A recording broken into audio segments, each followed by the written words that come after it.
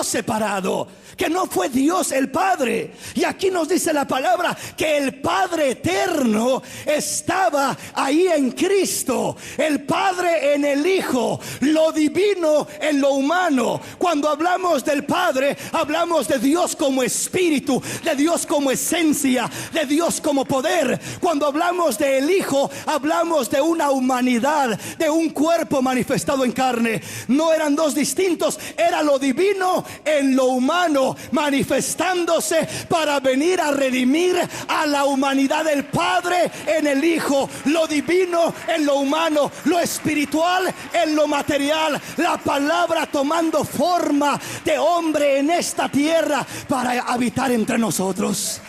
Si me explico, mis hermanos, con razón la palabra de Dios dice que Dios estaba en Cristo, reconciliando consigo al mundo. Dios estaba en Cristo, el Padre en el Hijo, lo divino en lo humano, lo espiritual en lo material.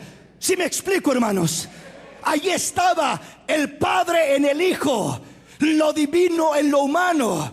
Es como miramos este pasaje, sería llamado Dios fuerte, Padre eterno y príncipe de paz. Entonces, si alguien dice o si alguien pensara que Jesús es otro personaje y que el Padre es otro personaje distinto, entonces, ¿cómo es que el Padre estaba directamente en Jesús? A Jesús, uno de sus títulos se le llamaría Padre Eterno. Pero ¿cómo Padre Eterno si apenas tiene cerca de 2000 años que nació? Es que no se le estaba identificando como Padre Eterno en su cuerpo humano cuando nació a través de María la Virgen. Se le estaba identificando como Padre Eterno en el Espíritu, en la esencia divina que habitaba dentro de aquel tabernáculo. El tabernáculo tuvo un principio y ese cuerpo humano se le conoció como hijo. Pero en lo espiritual no se le conoce como hijo, sino que se le conoce como Padre Eterno, el Padre de la eternidad. Él es el que habita la eternidad. Él es el Rey de la eternidad, Padre eterno, el Padre en el Hijo, haciendo su morada, haciendo su habitación. ¿Estamos comprendiendo, hermanos? Vamos a avanzar en el tema, mis hermanos, y vamos a estar aprendiendo algo muy hermoso. Vamos a estar aprendiendo algo muy precioso. Vamos a la Escritura y vamos a mirar algunos pasajes. Veamos Hebreos capítulo 7, versículo 1 al 4. Porque este Melquisedec, rey de Salem, sacerdote del Dios Altísimo, que salió a recibir a Abraham, que volvía de la derrota de los reyes, y le bendijo, a quien asimismo dio Abraham los diezmos de todo, cuyo nombre significa primeramente Rey de Justicia y también Rey de Salem, esto es, Rey de Paz, sin padre, sin madre, sin genealogía, que ni tiene principio de días ni fin de vida, sino hecho semejante al Hijo de Dios, permanece sacerdote para siempre. Considerad pues cuán grande era este, a quien aún Abraham el patriarca dio diezmos del botín.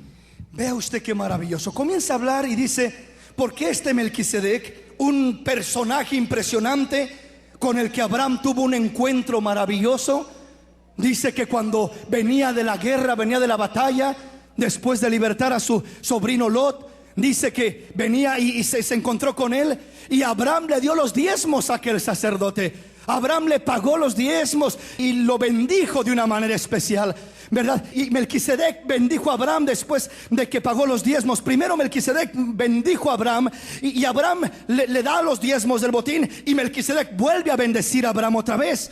Y dice: porque este Melquisedec, rey de Salem, sacerdote del Dios Altísimo, oiga bien, que salió a recibir a Abraham, que volvía de la derrota de los reyes, y le bendijo, a quien asimismo dio a Abraham los diezmos de todo, cuyo nombre significa primeramente Rey de Justicia y también Rey de Salem, esto es, Rey de Paz. Oiga bien el versículo 3: Dice, sin padre. ¿Quién era este personaje, Melquisedec? Sin padre, sin madre, sin genealogía, que ni tiene principio de días, ni fin de vida, sino hecho semejante al Hijo de Dios, permanece sacerdote para siempre. Este Melquisedec no era nada más ni nada menos que una premanifestación de Cristo Jesús. No hay muchos sacerdotes delante de Dios. Hay un solo sacerdote que traspasó los cielos, Jesús, el Hijo de Dios, aleluya, que es el que está siempre a favor de nosotros, aleluya, que es el que nos comprende, el que nos conoce, el que nos ayuda en todas nuestras necesidades. Entonces, cuando hablamos de Melquisedec, es lo mismo que hablar del Señor Jesús, porque es simplemente una sombra de Jesús, una figura de Jesús.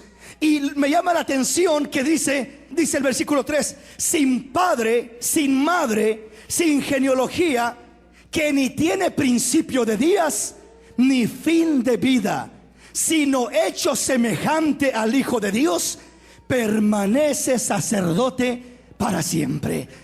¿Quién era este personaje?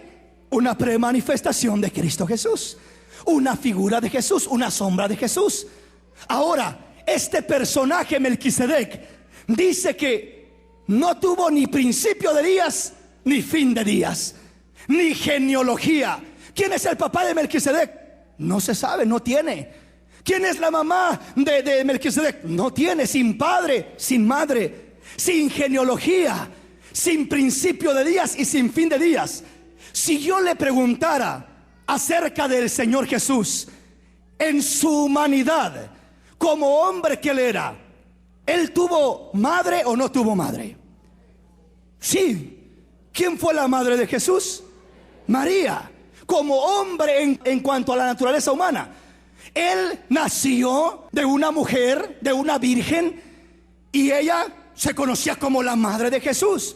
¿Por qué? Porque fue quien lo dio a luz. Entonces, aquí la palabra dice que este personaje, que entendemos que Melquisedec es una sombra del mismo Jesús, dice que no tuvo ni padre ni madre. ¿Qué significa eso? Quiere decir que si hablamos humanamente de Jesús en cuanto a su nacimiento físico, cuando nació de María, ahí sí podemos decir que tenía madre, era su mamá, María. Pero si hablamos de Jesús en el espíritu, él no tenía ni padre ni madre. Eso dice la Biblia, no lo digo yo. Aquí dice que Jesús, este personaje Melquisedec, dice que no tiene ni padre, ni madre, ni principio de días, ni fin de días, ni genealogía. ¿De qué está hablando? ¿De Jesús en su cuerpo físico o en su divinidad? En su divinidad. Amén. Entonces, ¿podríamos decir que Jesús en su divinidad tiene padre o no tiene padre? No tiene padre. Si alguien dice Jesús tiene padre, tiene a su padre, Dios, no, Jesús no tiene padre. Es decir, en su naturaleza humana sí tiene padre, porque fue reconocido como hijo de Dios en cuanto a la naturaleza humana. Ahorita vamos a entrar para allá. Pero en cuanto a lo divino, sabemos que Jesús no tiene ni principio de días ni fin de días. Entonces Jesús dice aquí que no tiene ni padre, ni madre, ni genealogía, ni principio de días, ni fin de días. ¿Cómo podemos decir entonces que Jesús es uno y que el Padre es otro, si estamos mirando que Jesús no tiene padre en espíritu? Si alguien dice, no, sí, Jesús es más pequeño que Dios el Padre, porque Dios el Padre es el Padre y Él es el Hijo y es más chiquito. No, Jesús en espíritu no tiene padre. ¿Por qué? Porque Él es el mismo Padre. Él es el creador de todas las cosas en espíritu, en esencia. Él es el mismo Padre. Si estamos comprendiendo, hermanos. No se lo estoy diciendo yo con una filosofía o un entendimiento aparte de lo que dice la palabra. La Biblia dice claramente: sin padre, sin madre, sin genealogía, que ni tiene principio de días ni fin